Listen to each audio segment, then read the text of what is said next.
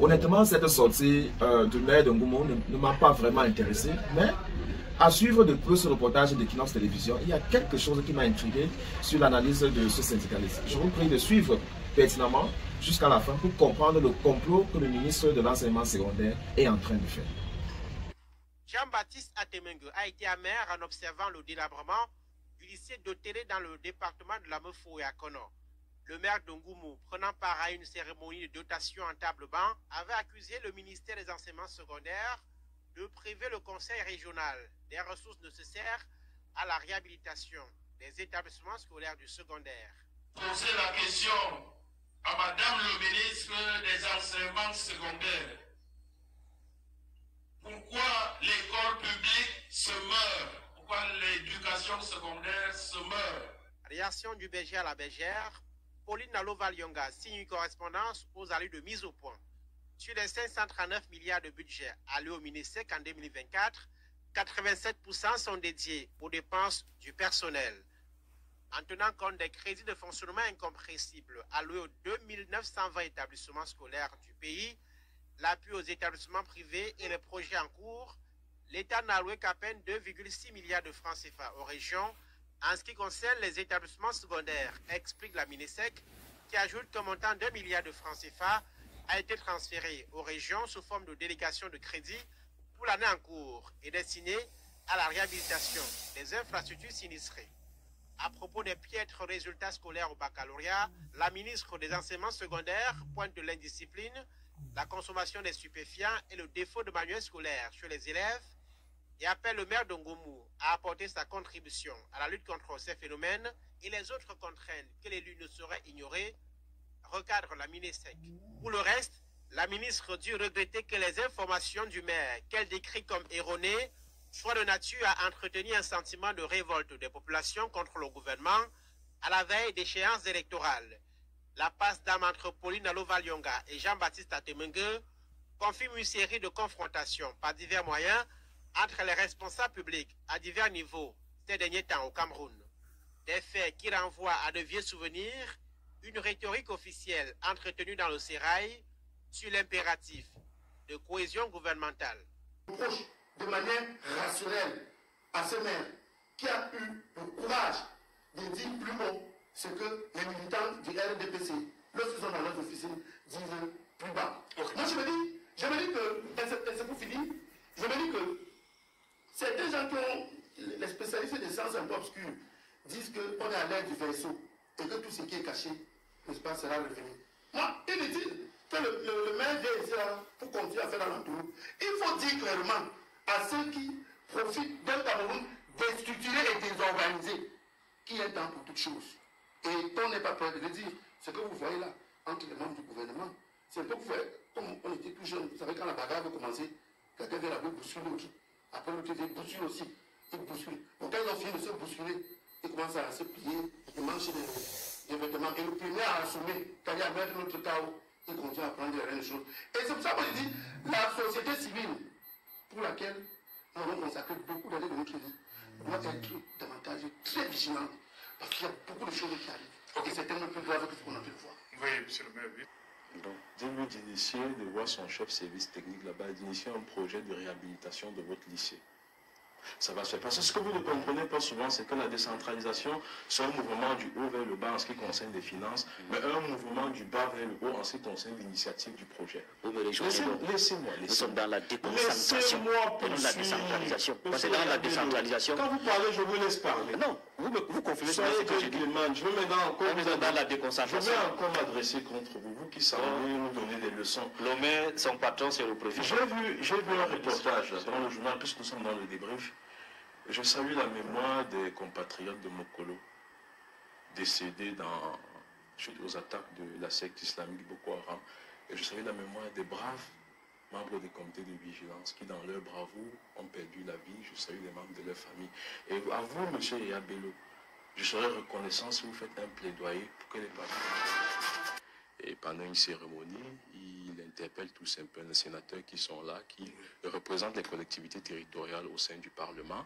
Il les interpelle sur l'état des établissements d'enseignement secondaire, notamment le lycée de sa localité, le lycée de Télé. C'est de Télé. Oui, c'est tout à fait normal. La décentralisation que nous voulons, telle qu'elle est pensée, telle qu'elle veut être implémentée, passe par des échanges, passe par du dialogue et passe par des cadres de discussion comme celle-là. Maintenant, ce qu'on peut reprocher à mon cher collègue, c'est le ton avec lequel il monte au créneau. C'est-à-dire que traiter les établissements de poubelle.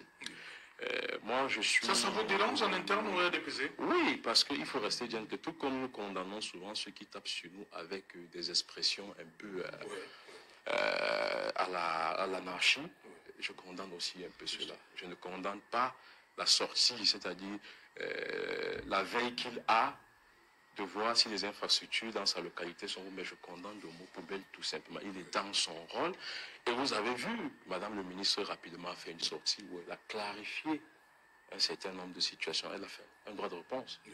Pour dire, Et termine en disant, dans un contexte préélectoral, où les propos que vous avez tenus ne peuvent avoir d'autres effets que de créer un sentiment de révolte contre le gouvernement. Non, ça c'est les interprétations que les... Non, ça c'est le ministre qui dit. Ça c'est l'interprétation du ministre. Sinon, je vous assure qu'au sein de notre parti, il y a des tendances, il y a des courants d'opinion. Je peux être aujourd'hui pas d'accord avec votre manière de faire. Demain, je suis d'accord avec votre manière de faire. C'est comme ça en démocratie et c'est comme ça dans les partis politiques. Bon, ça, c'est l'interprétation que vous faites.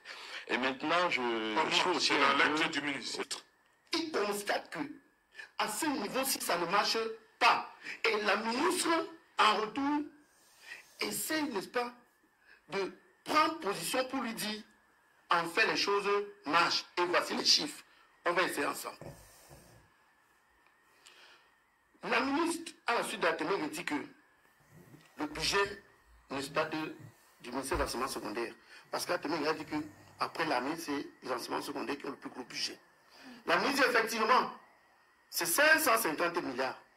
Et dans les 550 milliards, 87% de cet argent est alloué dans la gestion du personnel, donc salaire et autres.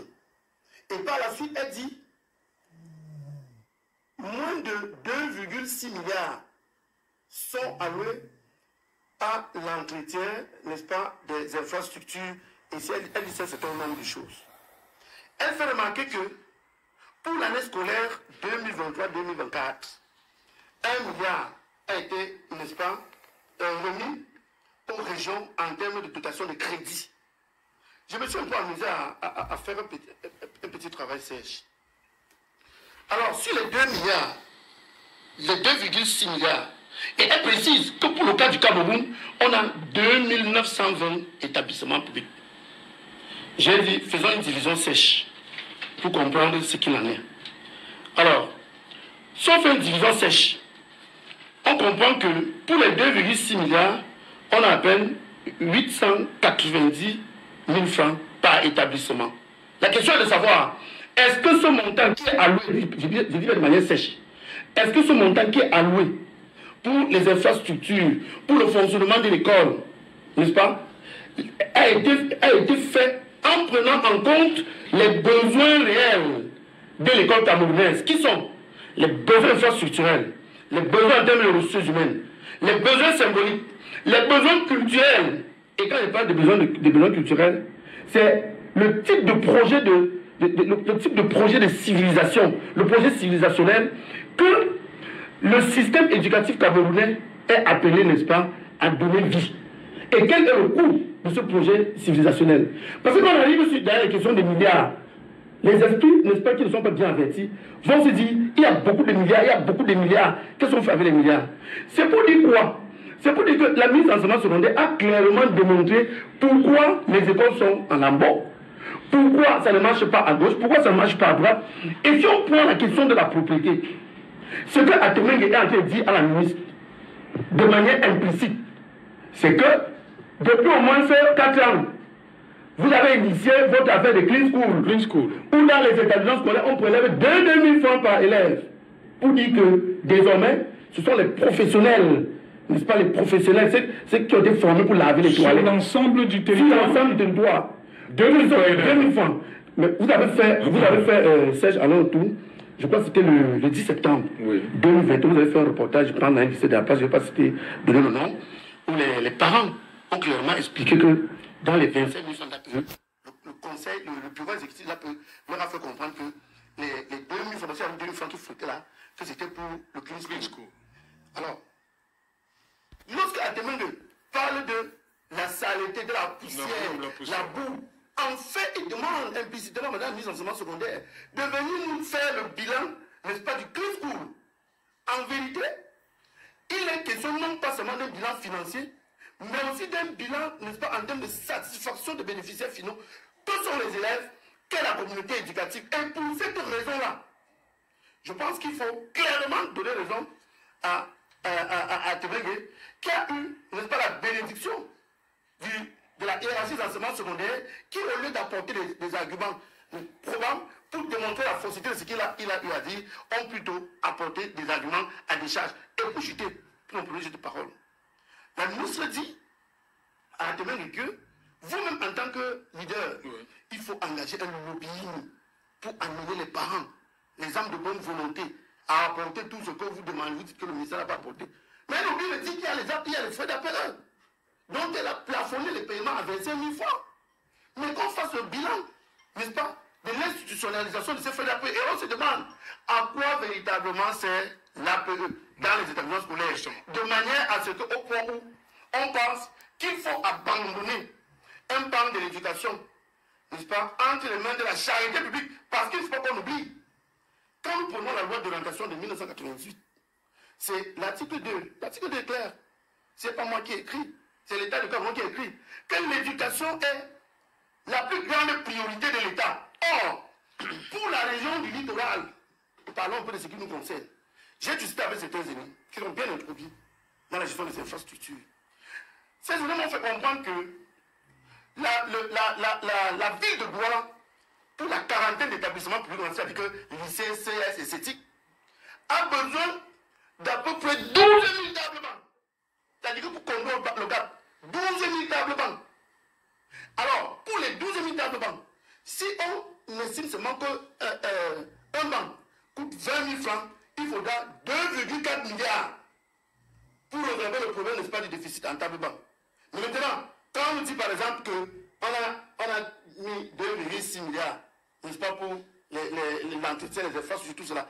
Vous voyez donc ici, là, on est dans un véritable jeu de dupes où le maire Atemengue, n'est-ce pas, qui est sur le terrain, il dit voilà, il y a telle chose qui ne marche pas. La ministre, qui va répondre, donne plutôt les éléments là chiffrés qui permettent de comprendre que ce que le maire Atemengue a dit est vrai et ne souffre véritablement de rien. Donc moi je pense que le maire Atemengue, sincèrement, comme quelqu'un a dit sur notre plateau, peut-être il mérite une chaire. La chaire de l'honnêteté, de la vérité. Qui le maire Atemengue? Oui, il mérite une chaire. Les affaires de OTS, n'est-ce pas, près du feu, c'était sur un plateau, n'est-ce pas, voisin vôtre. Il m'avait dit comment le système éducatif est le meilleur au monde. Le système éducatif camerounais est le meilleur au monde. Qui concurrencie même celui des États-Unis, de la Russie, de la France. Tous ceux qui sortent des produits, les produits de l'école de Cameroun sont partout les meilleurs. Et aujourd'hui,